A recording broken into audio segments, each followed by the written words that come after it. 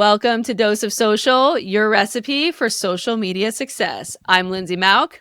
I'm Kayla Pearlstein. And this is Dose of Social. We are super excited for today's guest. We have Dave Delaney, who is the founder and CEO of Futureforth. Futureforth helps individuals and businesses master communication through keynotes, coaching, workshops, and webinars. So, Dave, thank you so much for joining us. Thank you for having me. Yeah, I'm excited to be here. Yeah, so we'd love for you to start by kind of introducing yourself and letting our listeners know more about your background and what you do. Yeah. So, as you mentioned, my company is called Futureforth.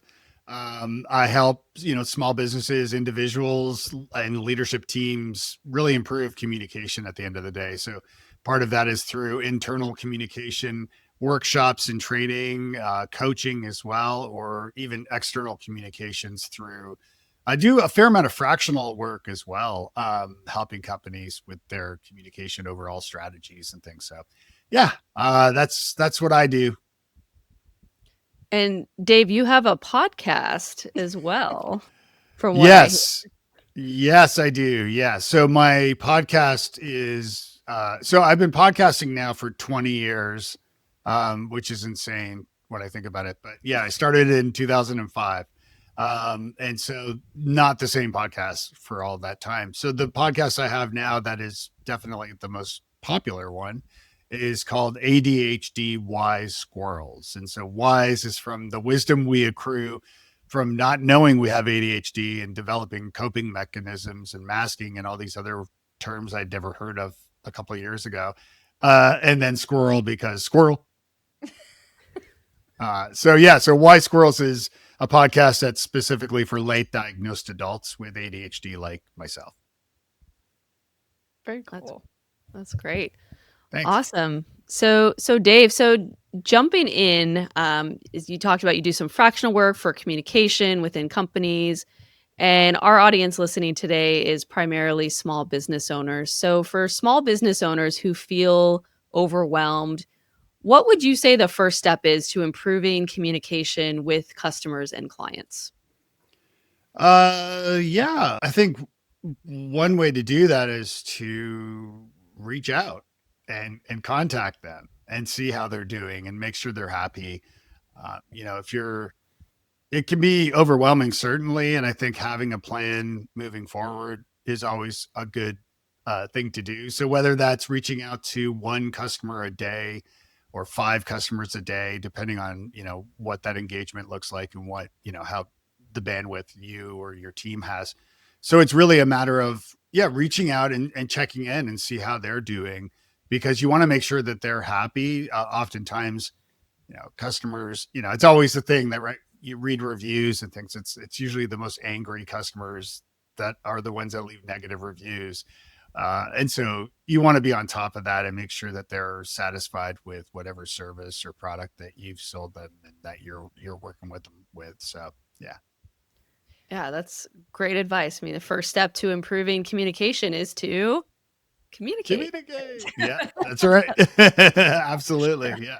So, sticking with communication, what would you say is the most common communication mistake you see small business owners make with their teams or clients? Well, internally with teams, it's often, too many meetings or no clarity, no specific or not enough clarity on what the directions are for whatever, internal project or task or whatever is needed. Oftentimes it's either too much information or not the right information. Mm-hmm.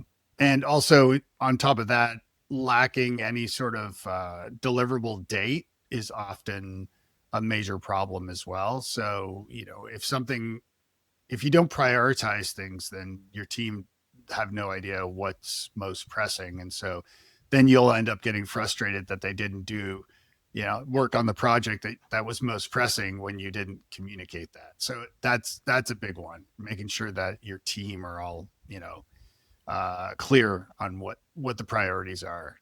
Mm-hmm. Yeah, managing timelines, dates, deliverables, expectations, like that's also important. Absolutely. Yeah. Yeah. And then I'm wondering if we'll just kind of segue into this question. But Yeah. so what would you say the most important leadership habits of small business owners? What should they start developing today outside of being a good communicator? Yeah. I think it's really important to know and understand your team members. And this can be more difficult as a company becomes more successful and starts to grow faster, because as a small business starts to grow and you start adding employees on, like the faster the growth, that's a good sign, obviously, and that means you're succeeding. But it also means that you've got more customers, more stakeholders, whether it's investors, whether it's customers. Um, you need to be sure that you're managing that. And so if you're running the business, sometimes as the business grows, you start to disconnect a little bit, not intentionally, but it just, because you have more staff faster, you start to slip on understanding who they are and communicating this to the rest of the team too. So I see this happen a lot where companies grow, and that's something I'm often hired for, whether that's through a fractional contract role, or whether that's through just delivering a workshop or a keynote presentation for the company, because I do a lot of the content I have and I've developed over the years is really, at the end of the day, helping team members communicate with one another and understand each other, and also brands communicate what they're doing externally as well. But that's a big one where, yeah, companies grow too quickly, and not too quickly, but they grow so fast that leaders tend to start forgetting or not even knowing who their team members are. So, Yeah, and also different styles of communication are effective in different ways for different people. Like some people respond well to like very direct, urgent communication style, whereas others need a little more of what I call like the padding, right? And like, yeah, yeah. a softer style. So like really understanding that person on a personal level is important too, I would say. Yeah, yeah, for sure. I mean, and that's the thing, it's coming from the perspective of an ADHD or too, a wise squirrel. But yeah, it's very important to have, a lot of the times, the accommodations that you offer, or you should be offering, for neurodiverse members of your team. Those accommodations are often things that everybody on the team are going to benefit from. Whether, and as I mentioned, like having that drop dead date, so that everybody knows, when that thing is due, is crucial, so that they can work towards that date. So that's important. Yeah, I would also say I am pretty grateful that some of the people on my team, even though we have deadlines on Monday.com, which is what we use for project management, Mm-hmm. they'll Mm-hmm. still reach out and be like, okay, I have XYZ tasks for today. What's the most important? I'm like, oh, that's Yeah. great. And so then we Yeah. prioritize what they need to get done first. Yeah, I mean, the leader has so many, things on her plate. So you have to make sure that, in addition to that, as a team member, and this is something that I teach companies too, but as a team member, to your point, Kayla, like you've got to also take the initiative to reach out. If you're unclear on the deliverable date, or the specifics, or multiple tasks, and to make sure something is probably more urgent than others. So Mhm. yeah, I mean, that's a big part of it too, is asking those questions, be proactive. Yeah, and Yeah. I tell my team, there are no stupid questions. I would rather you ask than not ask, and we have an issue, and then that's a whole other story. Absolutely. Yeah, I mean, if your team members are scared of you, I wrote a blog post about this years ago, and it got a lot of eyeballs. But yeah, if your team members are afraid of you, then they're not going to ask questions, Yeah. and that's when it all falls apart. Yeah. Yeah, you definitely have to encourage your team to be one proactive in their communication, but also be comfortable managing up, right? And being able to communicate with your boss and asking, "Wait, I have all these things going on. What should I be prioritizing?" Especially if you're not sure. Mhm. Feeling Definitely. comfortable Yeah. doing that. Yeah. Yeah. Dave, I'm curious, as Kayla mentioned, Monday.com, and there's a lot of Yeah. different project management tools out there. We personally at LTM Digital use ClickUp.com. Mhm. Is there any or is there a specific tool that you recommend for businesses? Is there a one size fits all solution, or is it really dependent on the company? Yeah. Unfortunately, there isn't really a one size fits all that I am aware of. I think it's kind of like we were driving recently with my son, and there's this restaurant near where he goes to school that's Mexican and Chinese. It's like a fusion thing, but it's not a fancy pants good fusion place. It's more they couldn't decide what to be, a Mexican restaurant or a Chinese restaurant. And, you know, oftentimes when there's so many different types of food like that on a menu, they usually can't do any of it very well. That's in my experience. And so Yeah. I find most services that like project management services, things like that. Um, I find often when they add more features, they get feature creep and then they start to kind of fall apart gradually because they're not doing anything well. So I don't know of one service or that does everything well. Um, and it really depends a lot on the team and like how many people are on your team, how big a team it is. It also depends on budget, right? That's a big one because Mhm. not everybody can afford like Salesforce or something. So it really depends. What's most important though is sticking with whatever system you decide to use for as long as you can, because switching from one to the other becomes a real nightmare, and can be a big time suck. So there's that. And the other side of it too is by making sure that everybody's very clear on what the specific software is that for each uh, for each solution that internally, I mean. So whether it's a CRM or like an invoicing system or like a social media scheduling tool, um, it's I haven't found like a one size fits all for everybody. So there's a lot you got to really shop around a little bit. Yeah. Yeah, I haven't found one either, but I was hoping you might have a better answer Yeah. than I've Yeah. found. Yeah. I mean, I do a lot of like I create a lot of stuff myself to solve problems or solve my own like challenges with whatever I'm trying to do. So, but that can be time consuming as well. So, yeah. Yeah. Yeah. Would you say there's any communication frameworks or tools you would recommend to small business owners Communication frameworks. That's interesting. or tools? Or tools. Yeah. I mean, certainly, most companies should be, it depends on the company, but if you're doing like, email marketing, I think is one of the most important. Um, and there's the right way to do it and not, and there's many bad ways to do it.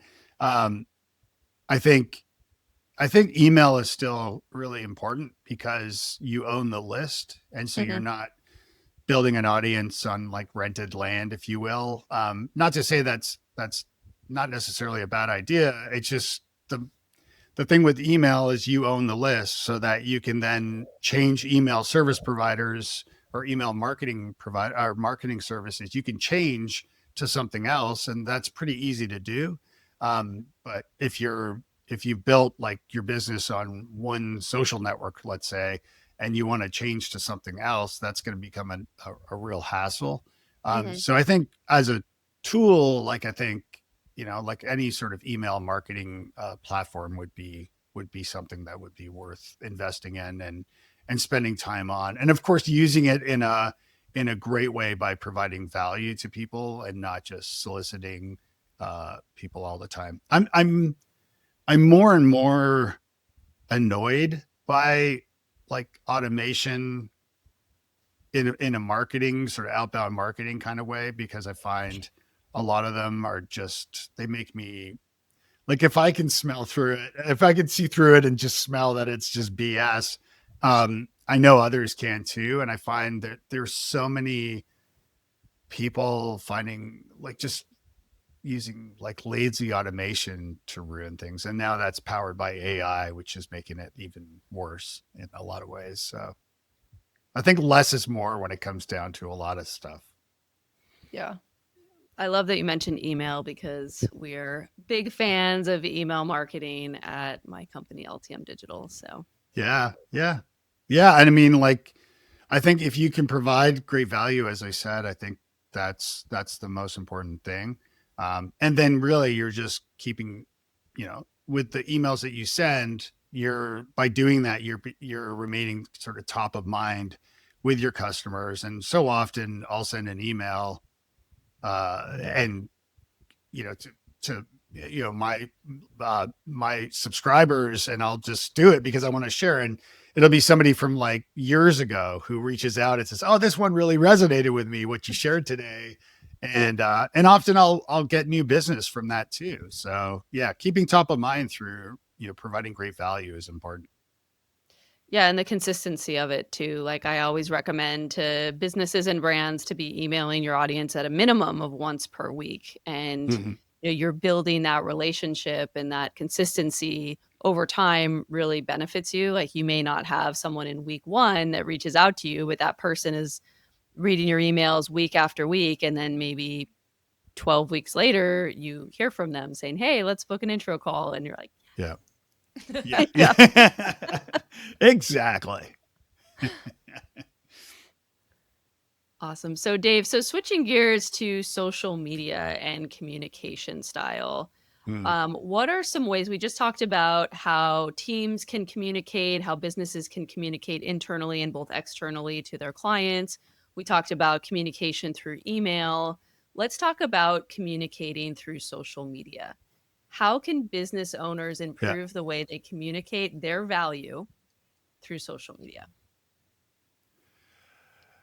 Um, well, if you're asking me like a decade ago, I'd have a different answer. Because social media is just not what it used to be. Yeah.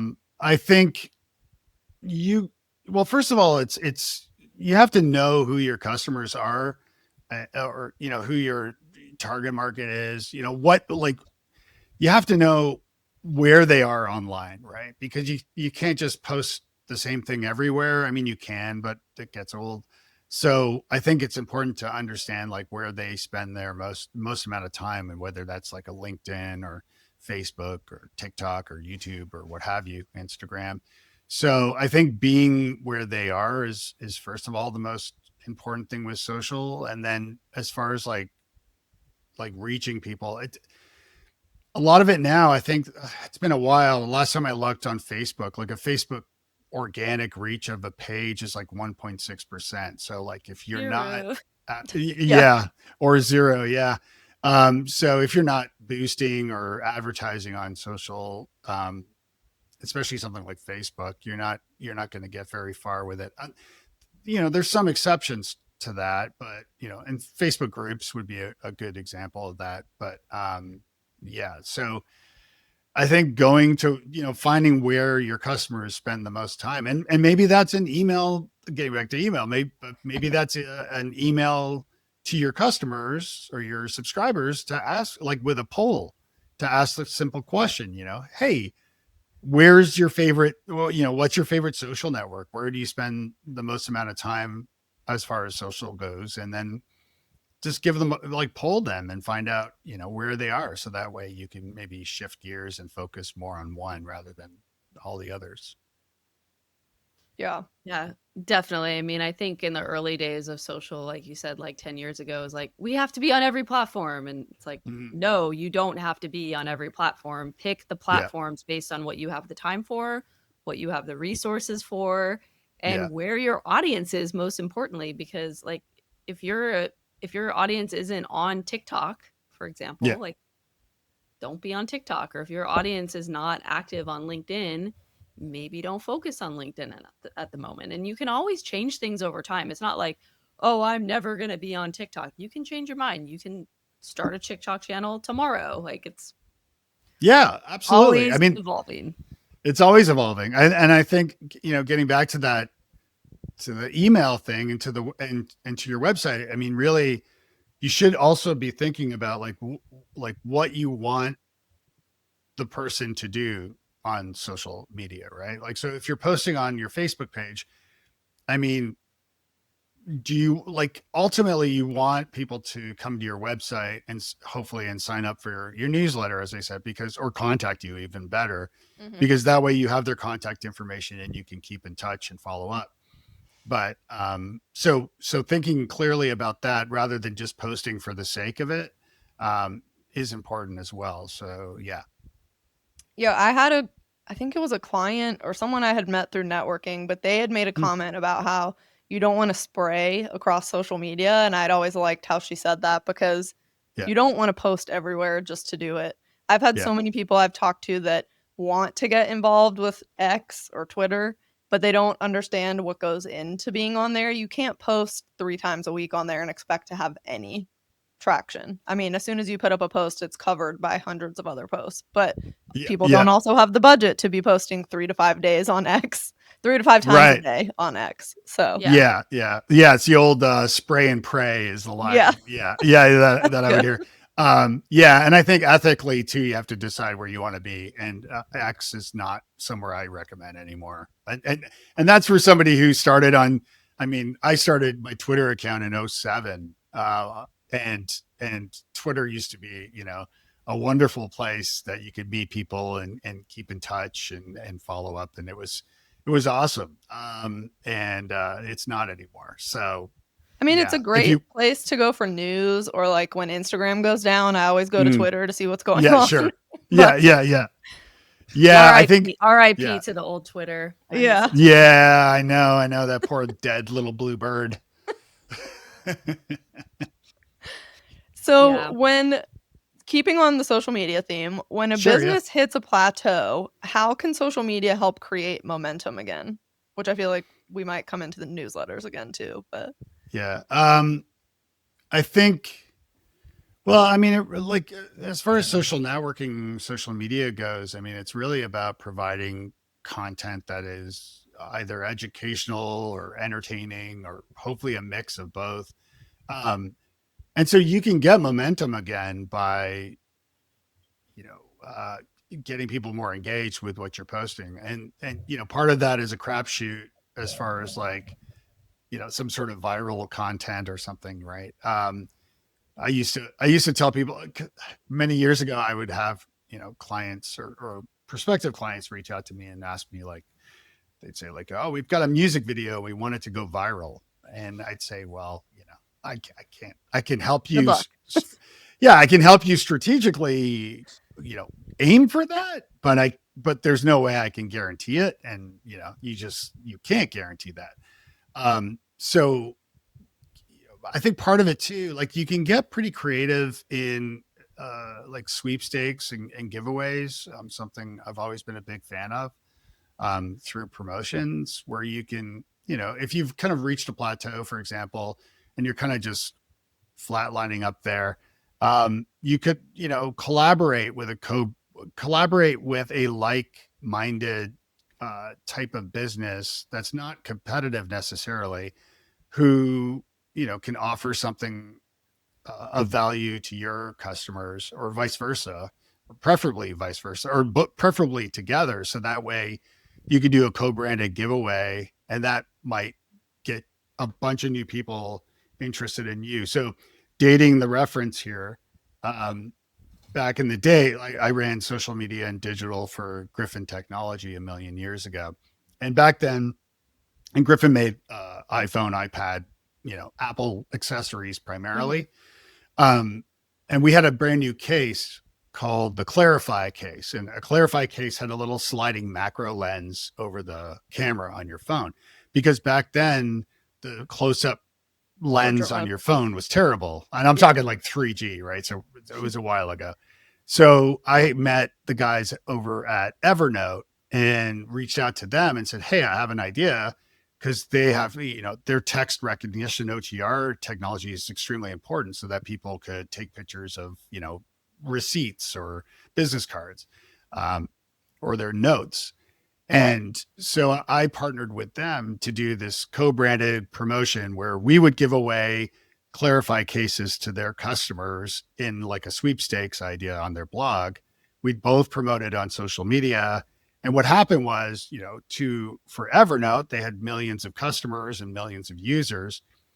they started seeing them posting about this Clarify case in the giveaway, which I fulfilled. So I would do the draw and ship the cases out to the winners at no cost to Evernote. And then on the flip side, we'd be boosting our awareness of the case to a whole new audience, right? And so in that, it helped increase sales and awareness of that Clarify case. So again, it's getting creative and tapping into your network of great people. And then you can find some creative ways. And in that situation, like no cash changed hands. We were promoting them, they were promoting us, and it was just a love fest. It was perfect. So, Yeah. so I think that's a great way to get, if you're kind of flatlined on your growth, that would be a good way to provide value to your customers and grow. Yeah, I think giveaways are great, and getting creative with giveaways are even better. Lindsay, I think I had submitted this on the SMCLA something where we were submitting. I don't remember, but we had a client back in the day that did a really big giveaway with Earth Balance. So Mm.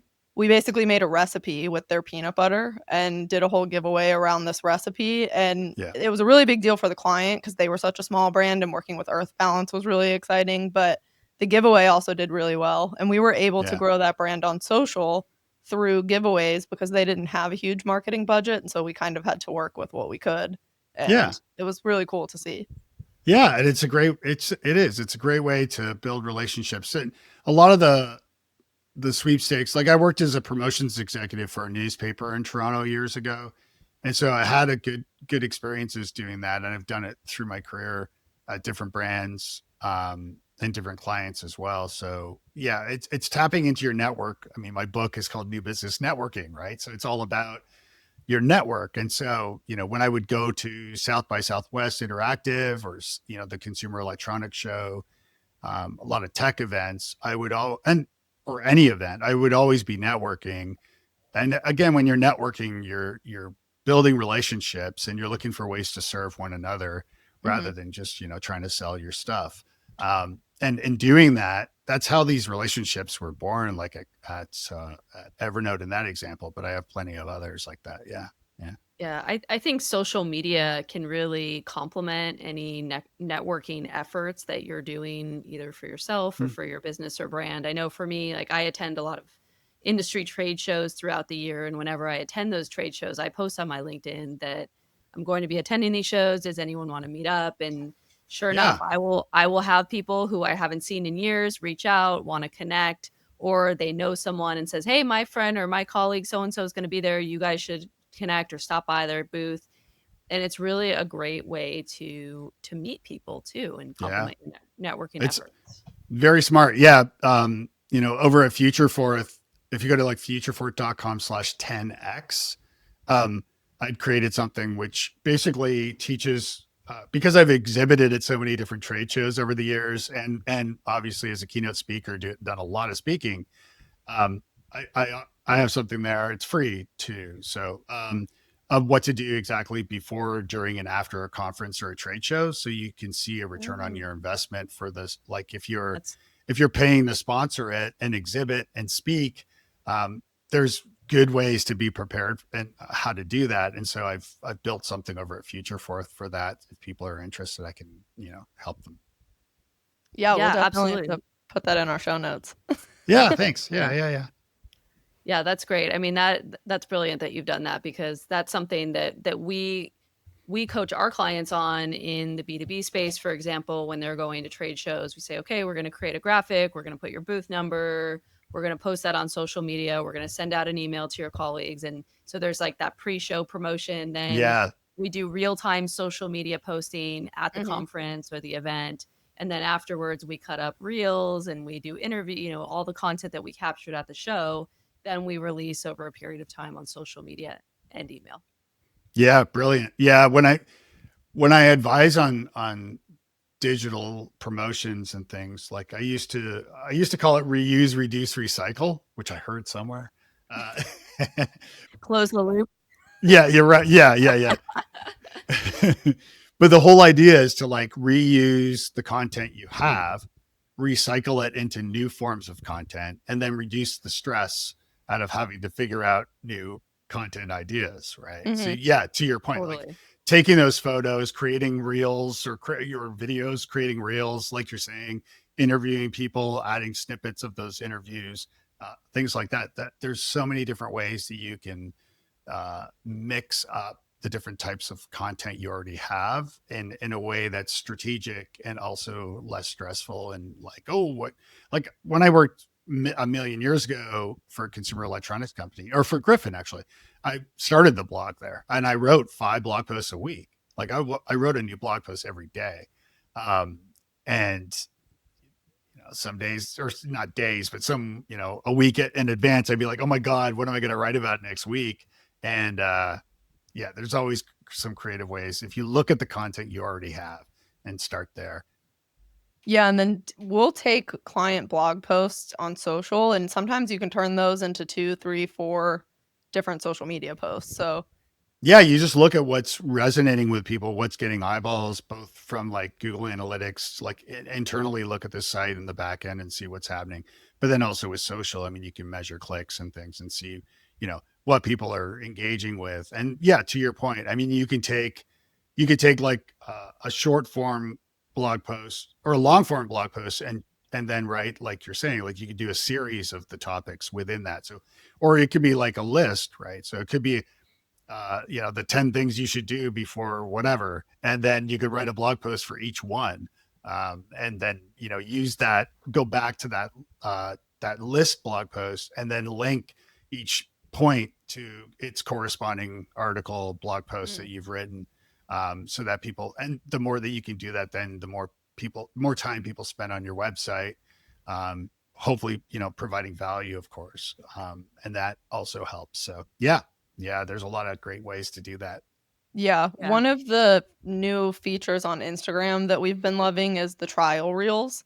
So Mm, we'll take clients' reels that have performed really well, and you can see, it got 15,000 views and 30% came from non-followers, but when you post it to trial reels, it goes to all non-followers. Or yeah, mm, so then you're growing your followers that way, and it's really cool to see. yeah, that's clever. Yeah, it's a great new feature. Mhm. Yeah.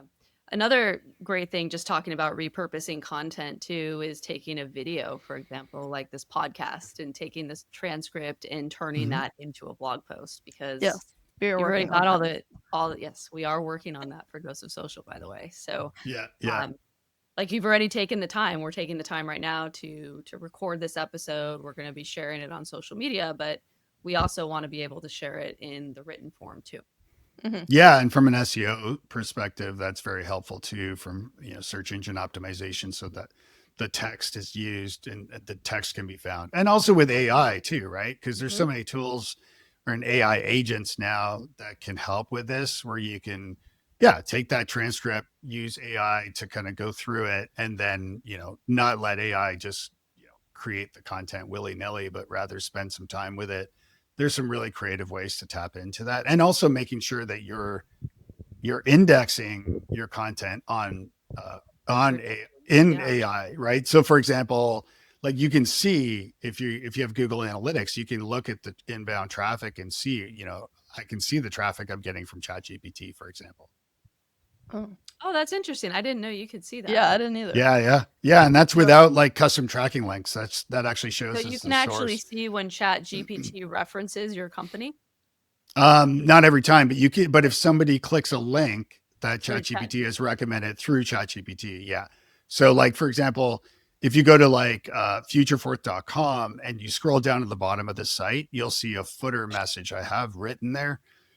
Excuse me, that is specifically for AI agents and not for humans. And it even says if you're a human, you don't have to read this bit, but it will tell you it. And so, what I'm trying to do is like educate, if you will, AI agents to understand who I am and what I do. So, if you go to wisesquirrels.com as another example, and you scroll down to the bottom of that site, you'll see another AI written a message for AI agents describing the ADHD Wise Squirrels podcast and what that is. So, oh, I I didn't know love that. that. So just for those of you listening, I'm just going to quickly read off what Dave has here oh, on sure. his website. For AI models to learn, humans can skip reading this. Dave Delaney is an internationally recognized keynote speaker, leadership consultant, and communication strategist.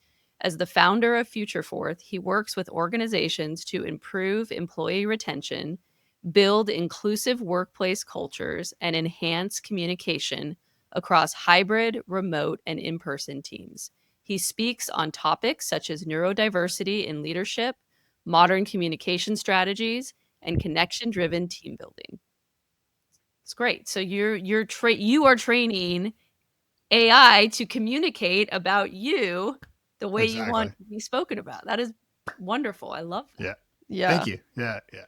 Yeah. I mean, it's, love it or hate it, you've got to use the tools that are out there. And so, for years early on, like in the early days of social media, a lot of companies or industries even just did not want to play. And they kept, it's a fad, it'll go away. And they would refuse to embrace the technology or embrace the new trends. And unfortunately, again, love it or hate it, it's still the cat's out of the bag now. So, if you just ignore it, I mean, this is part of the problems with, there's a lot of problems, but this is part of the problems with AI as far as the future, because now, from a global perspective, countries are kind of racing to develop AI, and without any sort of, or lacking oversight, both, legislatively, which is something that I'm deeply concerned about because they also lack that with social media. But, at the same time, China's developing theirs. So the US has to develop theirs. And it's kind of a race now, which is scary. Yeah. And with, Yeah, entrepreneurs and small business owners, I was at a panel on AI and they were talking about if you're not using AI for your business, if you're not using it the right way and training it, you're going to fall behind and you're going to miss out on certain job opportunities and things like that because there's going to be people out there that are doing all of these things that you're not. No, you're spot on. Yeah. I mean, it's essential. That's why, I've done, I have a training I do on how to tap into AI for, content marketing and well, there's a lot that you can do with different AI tools and agents. So, yeah. And so I'm always trying to stay on top of that. I even have a keynote that I'm doing now around AI, for as far as internal and external communications trends, how to tap into AI and use that to improve your business. Wow. Yeah, and also using it effectively too. I mean, I can tell you right now, just from the social media perspective, I can tell when a caption was written by ChatGPT. Like there are signs, and I'm like, oh, like why did that person do that? That's not the way to use it, right? Like, it's driving me crazy because I actually just wrote an article about this on my blog on davedelaney.me, my personal blog, but also on LinkedIn, if you're following me. I wrote an article about this recently because what I'm seeing now, there's all these third-party services you can use that basically will leave comments on people's LinkedIn posts on your behalf. And I see it, like you're saying, you can spot it. And if you're not savvy to it, you will be eventually, and you will be able to see it. And to me now, what's happening is more and more people are using AI to just write an article about coffee, and the AI will, write the article. And then you take that article without even looking at it and you post it online. Right. And let's say you post it on LinkedIn. So you've posted this article you didn't write, and maybe you didn't even read, to LinkedIn. And then now you're getting comments from real humans, but using software to comment. So they're not writing the comment. They're just using software to do it. But it's a human that's hired that's paying for this service to do this. And so when I write articles on LinkedIn, for example, I'll get comments all the time from people I know that are complete BS, because they'll say this is such a smart article, and gosh, Dave, you're so creative and whatever. And I'm like, you don't even know you wrote that, right? I mean, I'm not using AI to write it either. But it's it's really concerning. I mean, I speak to like HR professionals. I speak a lot for like SHRM and things, and they're talking about it all the time now. What's happening is like, job candidates are using AI to update their resume. Then they're using AI to write a cover letter. But the HR director used AI to write the job description and AI to post it. And now they're using AI to decide which resumes come to the top. And like when you take a step back and you realize, wait, where's the human in this equation? It's really important to take because it's scary and it's sad too, because what's the point? And that's part of the reason why I'm so jaded with the state of social media now, because what we're doing now, talking, and if I see you in person and I give you a high five or something, I touch you, I know you're human, and we're not at the Blade Runner part yet. God willing, we don't get there, but that's why I wrote a post a while ago called The Power of Proximity, and the importance now moving forward with proximity, with actually seeing each other in person, which partly helps to cure the loneliness that so many feel, which has, actually, negative health effects as well. But in addition to that, the person is real. And so, back in the day, let's say Twitter, I would meet people on Twitter, and then I'd meet them in person at, like, let's say South by Southwest for the first time in person. And it would be like, like our relationships were like next level at that point. Yeah. Or the opposite, leveled up. Yeah, exactly. Or the opposite, where we would meet, let's say at South by Southwest, and then we would stay in touch on Twitter between the conference each year. And then, we'd keep in touch, and then we'd see each other again. Nowadays, I would not recommend even trying to do that now, because to meet somebody new online, there's absolutely no way to know if that's even a human now. It could be a bot. It could be an AI agent. It could be, it's sad what's happened. So I think it's really important in everything you do online to take a step back and think, am I like, are we dealing with humans here still? And am I part of the problem as well? So I think that's important. Yeah, it's interesting you brought that up about the LinkedIn bots, because we have a client that he's been generating a ton of comments on his posts, which is great. But I asked him if he knew these people, because the comments read like they did back in the day with Instagram, when you could purchase those bots, and they'd be like, great pick, or, whatever it would say. And so they seemed off, and so he knew some of the people, or he didn't know some of the people. But that's interesting that that's starting to happen on LinkedIn now, because it was on Instagram, and they started to get rid of a lot of those companies that would come in, or it was the pods. Is that what it was called, Lindsay? When people would have the comment pods. Instagram pods. Yeah. Yeah. Well, that's the thing. Like I said, like, you got to take a step back and think, okay, I need to, increase the engagement on LinkedIn, let's say. Okay. Well, why do I want to increase my engagement? Well, okay, I guess I want to be an influencer or something on LinkedIn. I want my content to naturally be preferred by the algorithm, right? There's no guaranteed way to do that, but hiring a service to just leave comments randomly on your behalf, again, like you have to start with the why, and why you are doing this, or why you want to do this. I wrote a blog post years ago at Christmas, and I called it the three whys, man. Right. But it was like why, WHY, and then it was like comma man, like why, like, and so the idea is to ask yourself why you're doing this at least three times in everything, and then that helps you realize, like, if you're networking on LinkedIn, like if you're actually trying to network and really meet people, hiring a service to do that, like a software to do that, it's useless, because then when you meet up in person somewhere for the first time, they may say, oh, your comments about my article were wonderful. What inspired that? And you'll be like, yeah, it's awkward. My bot. Yeah. Hang on. Let me go talk to ChatGPT and find out. Right.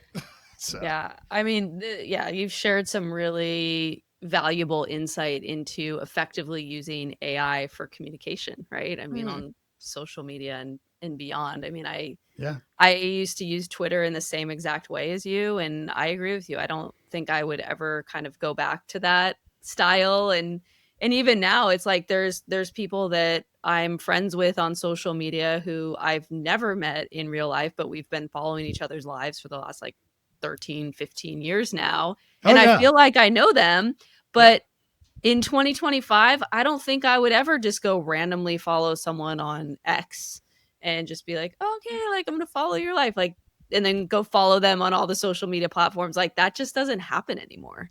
No, and if it does, if somebody maybe that doesn't work in social media is maybe a little naive in how this stuff works, nowadays you might think you're doing that, but like I said, like you it's quite likely that the person you're corresponding with isn't a person at all, right? And it's just and so what's the point? And then as far as like X goes, I mean, if you pay to advertise on X, your ad might end up in the feed next to some like, white supremacist thing or there's Yeah. just so much. Yeah. And that's why like I still have my Twitter account or X account or whatever you want to call it. But like right there, it tells you like I'm not here anymore. Like don't Yeah. bother. So I know. As someone who prides herself on being one of the first million Twitter users, it's yeah. very heartbreaking to have to abandon the platform, but just X is just not for me. Yeah. Yeah. It's so sad. I know. I think I was like 130,000 or something. Like it was Wow. February '07 when I started using Twitter. So, but yeah, I Wow. know what you're saying, man. It hurts. It hurts. It's sad. It is sad. Awesome. Well, Dave, you shared so much great information with us today. Thank you so much for sharing all your wonderful knowledge and communication styles. If I could just ask one more question, and this is Yeah, of something course. that I think has become more relevant in the last 5 years, as a lot of companies have switched to either a hybrid model Mhm. or a remote work model. Um, what is the best tip that you would give someone who's working in a remote team on how to communicate effectively internally? Ooh, that's good. On a remote team, yeah, that is a good question.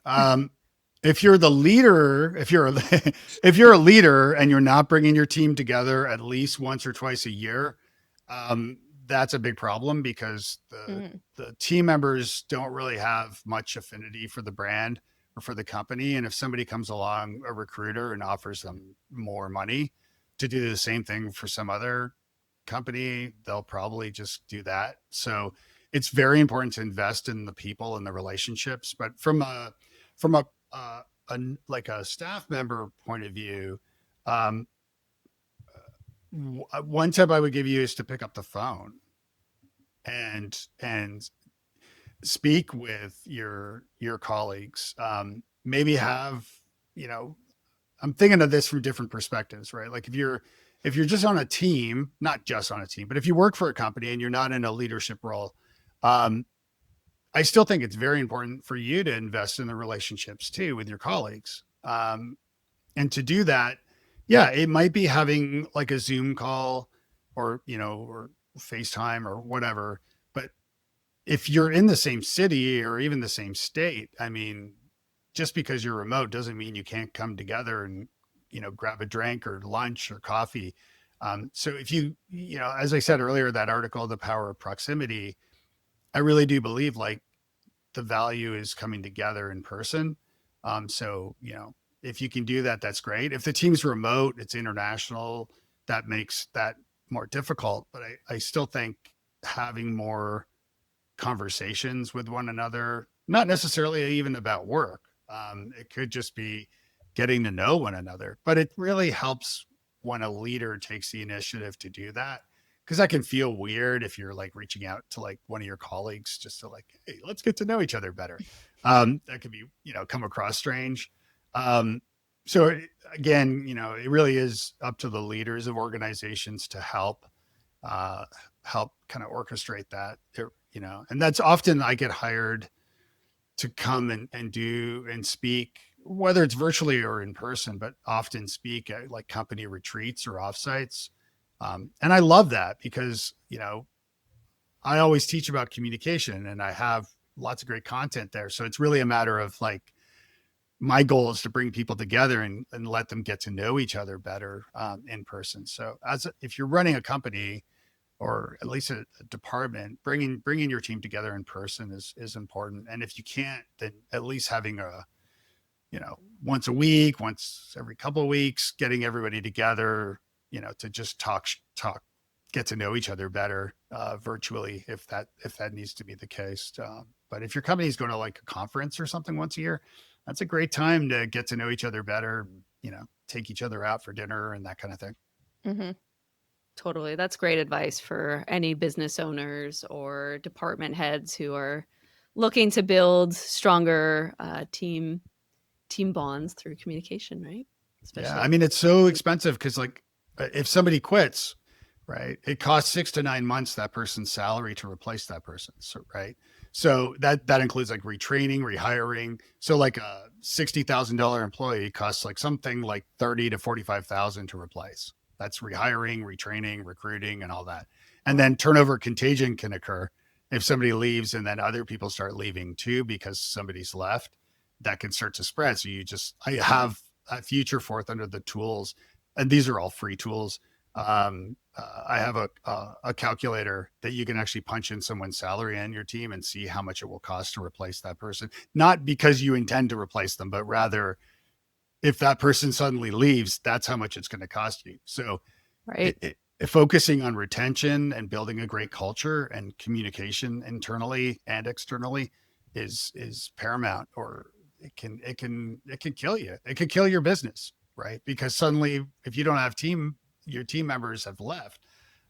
Yeah, that's a major problem. So, doing things like stay interviews, that's one strategy I love, What is a stay speaking to interview for our a state. Well, yeah. So listeners who like, might not know what that is? yeah. So if you're hiring somebody, right, you're going to do interviews, like job interviews to find the right candidates. Right. And if somebody is leaving, they've announced they're going to leave. Often companies, not always, but companies will do exit interviews. So they'll find out like, why they're leaving and, what could have changed and so on. But so often or people don't do stay interviews, which is really an opportunity to have a one-on-one casual conversation with, your top talent and everybody if you can. Um, there's the right way to do it and the wrong way to do it. And I have strategies and I advise on that, but you don't want to scare them and say, hey, can you wait after work today? I want to talk to you. Cause like they're going to have the worst Oh, day because they're going to they're think gonna be they're being so fired. anxious. Yeah. Right. So there are better ways to do this, but yeah, just having a casual conversation with a team member to find out, ask questions like, how are things going? Has there been anything challenging? How am I doing as a leader? You like ask that question, like, what could I do better? How could I improve, my leadership abilities, or, you can word it how you like, to get feedback from them, or, what, and if you, one question, depending on the relationship and how it is, but you could even ask, like, what, what would make you leave? If like, what would make, not to like encourage them to leave, but like, what would make you decide to leave working here? And you might find that they say, well, if somebody offered me a similar job for like more pay or better benefits or more investment in professional development internally, or, Mhm. you know, somebody who buys us lunch, once a month, or, there's a lot of different scenarios, but better benefits. Um, just hearing that can give you some ideas on how to provide uh, better service to your team members. Mm-hmm. And so, yeah, stay interviews are a great way to solve, because if there's problems and you may not be hearing about it. Chances are you aren't.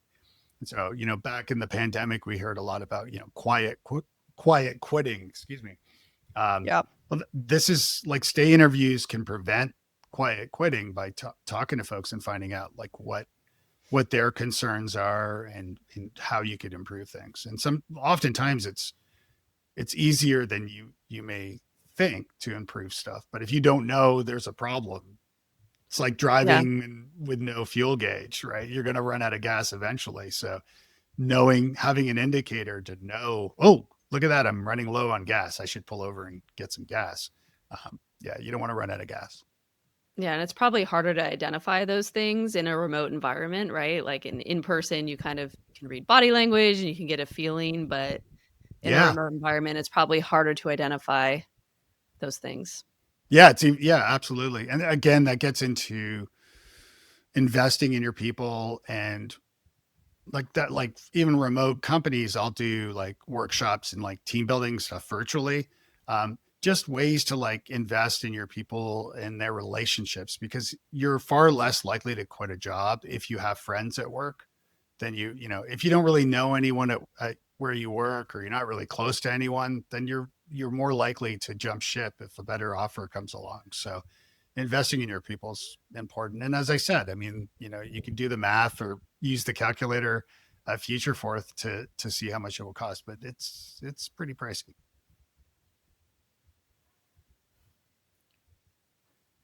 Oh, am I rapping? I was like, am I frozen? Kelly, no, cut that this was part out. great. Yeah, that was great. Thank you so much. Well, Dave, thank you so much for all of your insight and your time today. Where can people go to connect with you, learn more, find your free tools? Yeah, you can visit futureforth.com. That's where you can find all the stuff I talked about, the 10X conference coaching. The first session's free, so I'll give you some ideas there. And all the tools that I built are on Futureforth as well. And none of them are email gated, so you can just go and try them out for yourself, and there's no strings attached. Yeah, Futureforth is probably the best place. Perfect. Awesome. All well, right. Dave, thank you so much for joining us today. This was such a great conversation. I really enjoyed it, and I hope all of you listening did too. Thanks so much. Yeah, this was fun. All right. Thanks for listening to Dose of Social. We're out. See ya. Peace.